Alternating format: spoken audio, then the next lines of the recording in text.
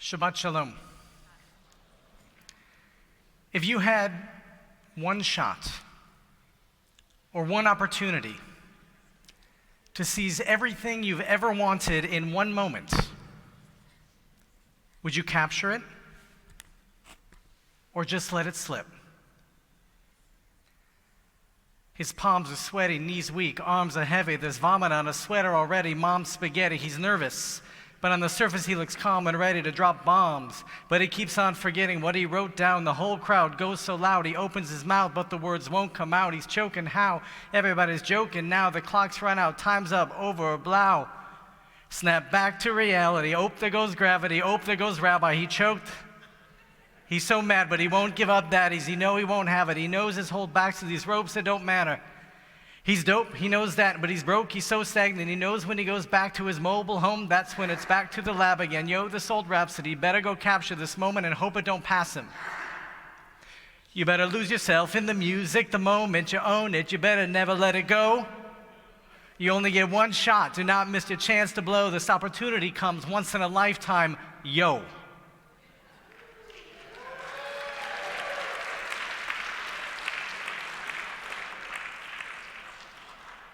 Now, I know that Eminem made an appearance at the Post Malone and Jelly Roll show this week.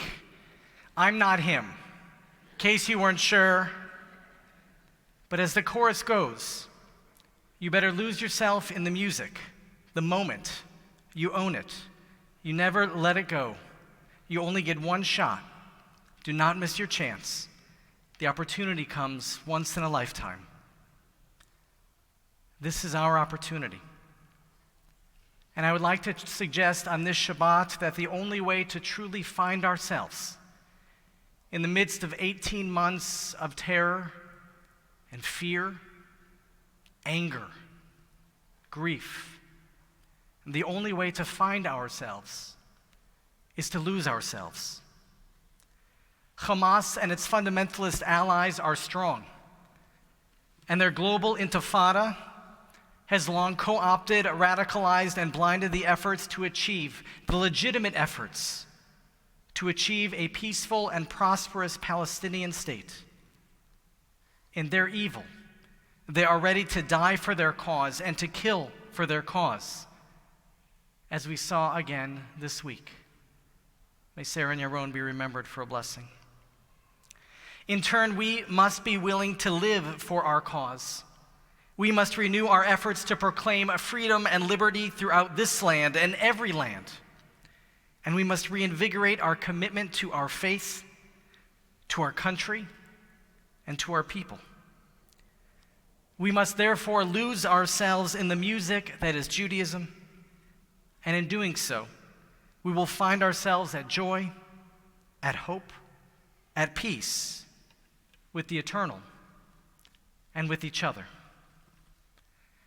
As we turn now to this week's Torah portion, I'd like to invite you to take out your Eitz Chaim Chumash.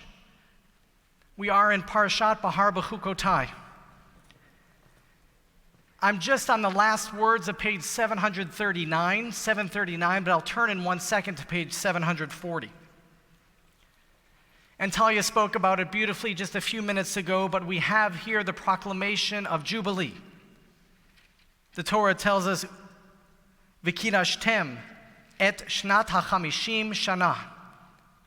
You shall proclaim release throughout the land for all its inhabitants. Ukratem dror ba'aretz l'chol yoshbeha.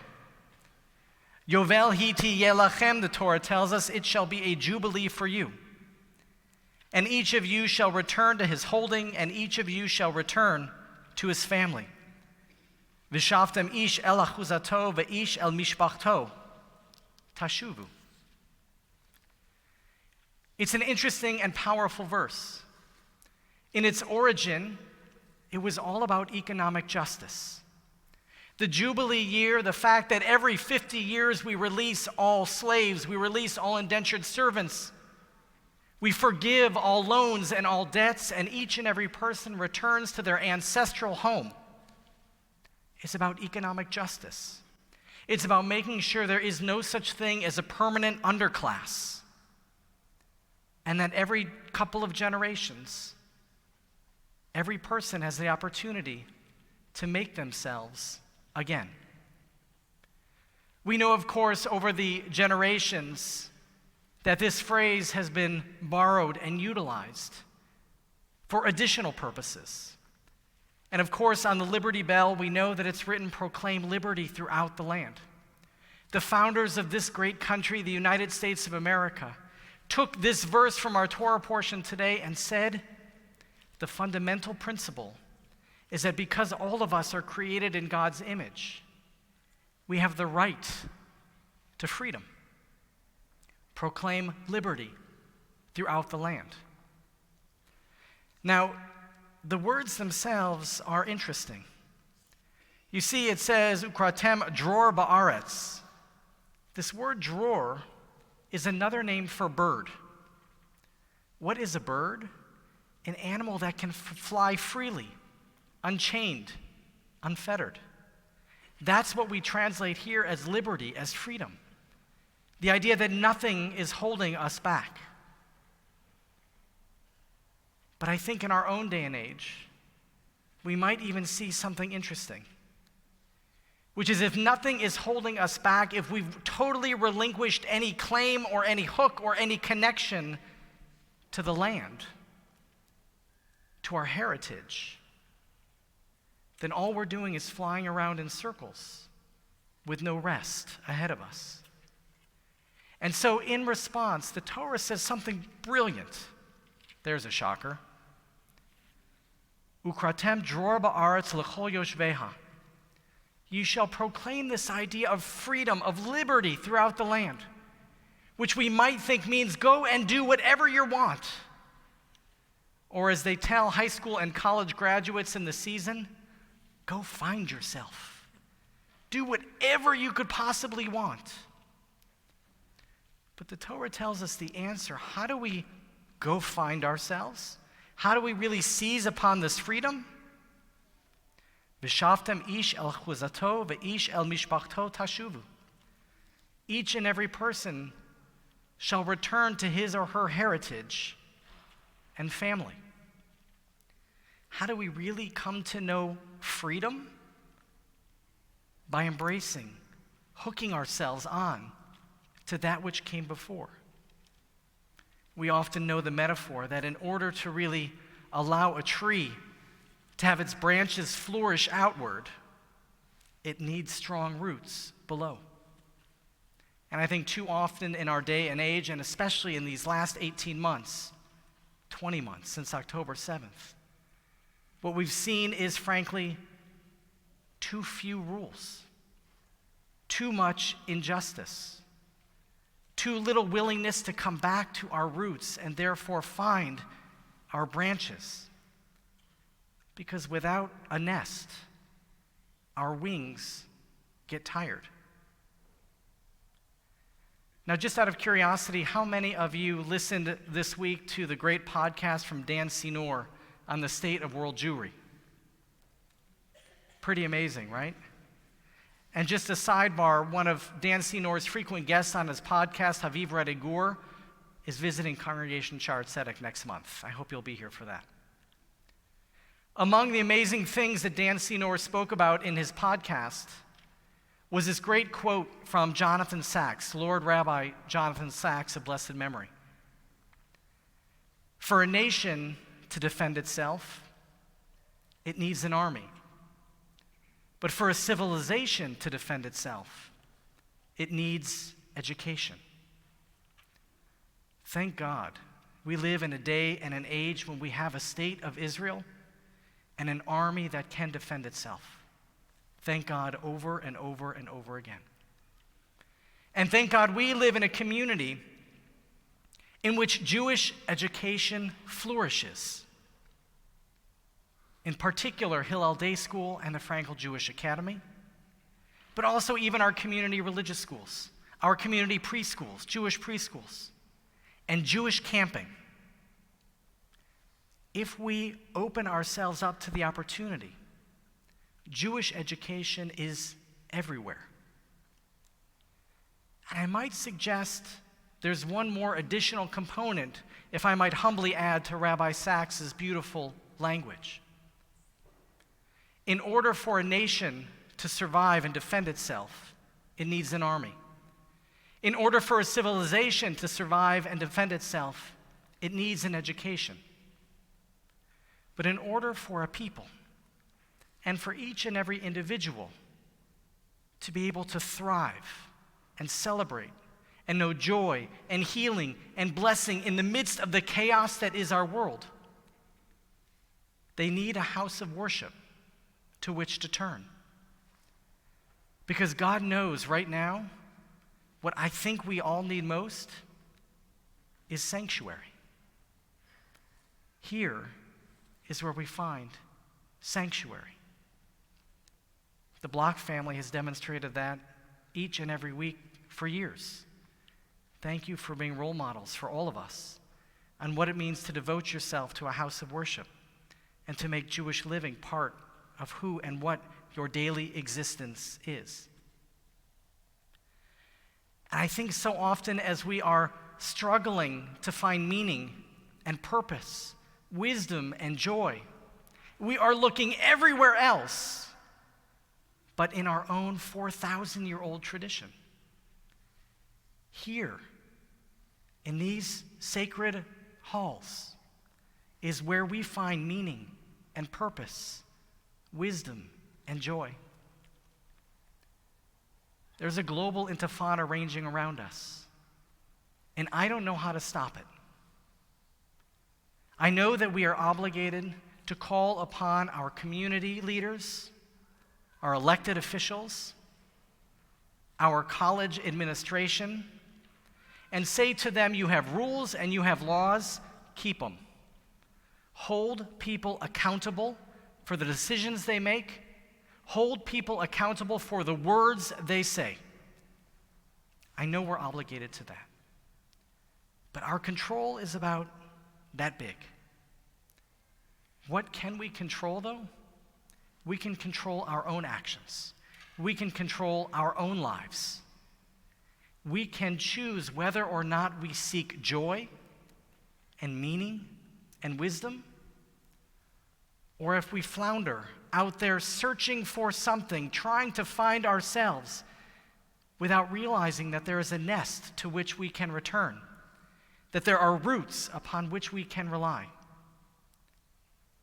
And that, I think, is where we need to start focusing our energy in the coming weeks and months on that which we can control.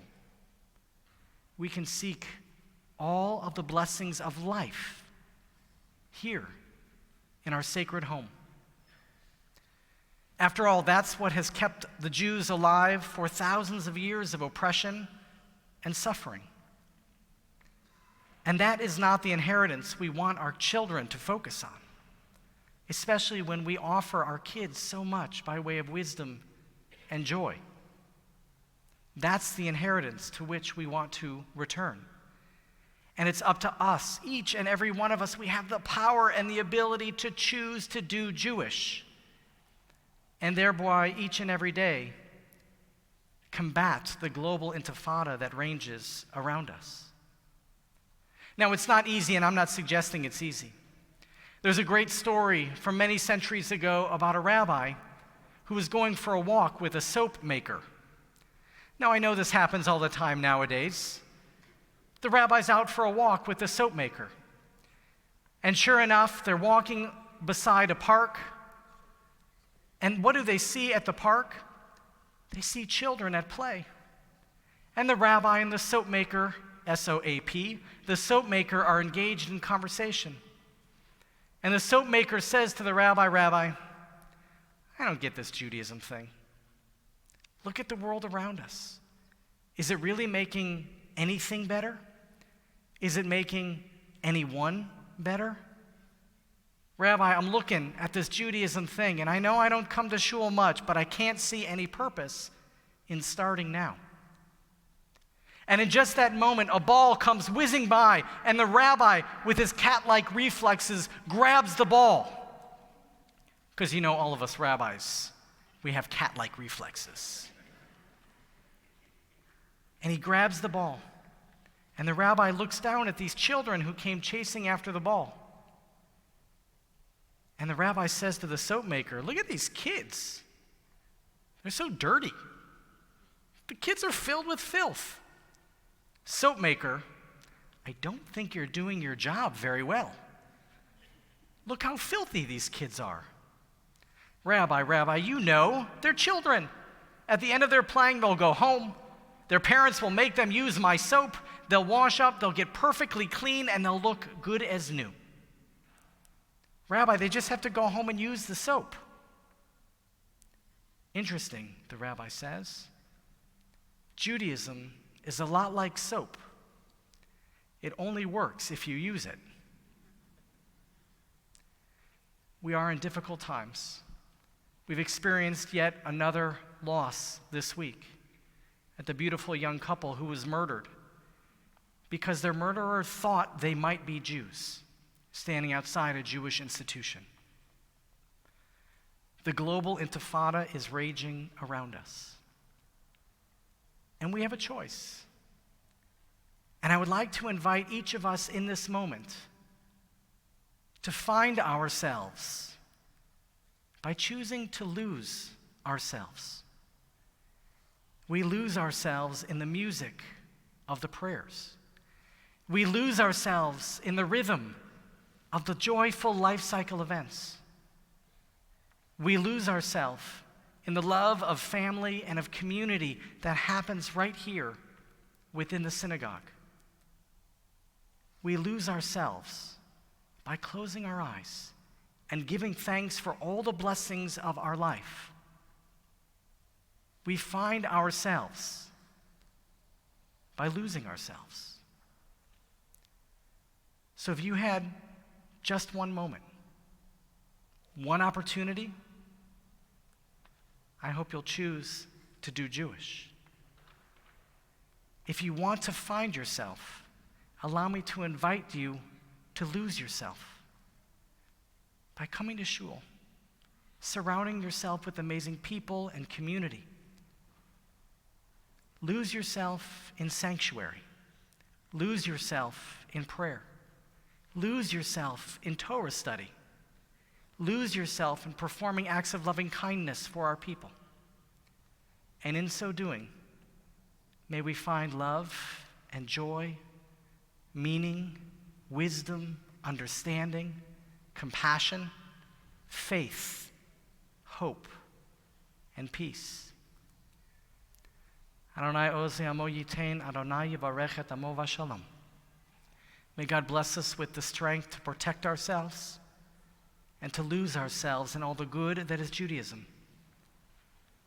And every time we look at a bar of soap, may we remember it only works if we use it. And in that way and in every way, may God bless us all with peace. Amen and Shabbat Shalom.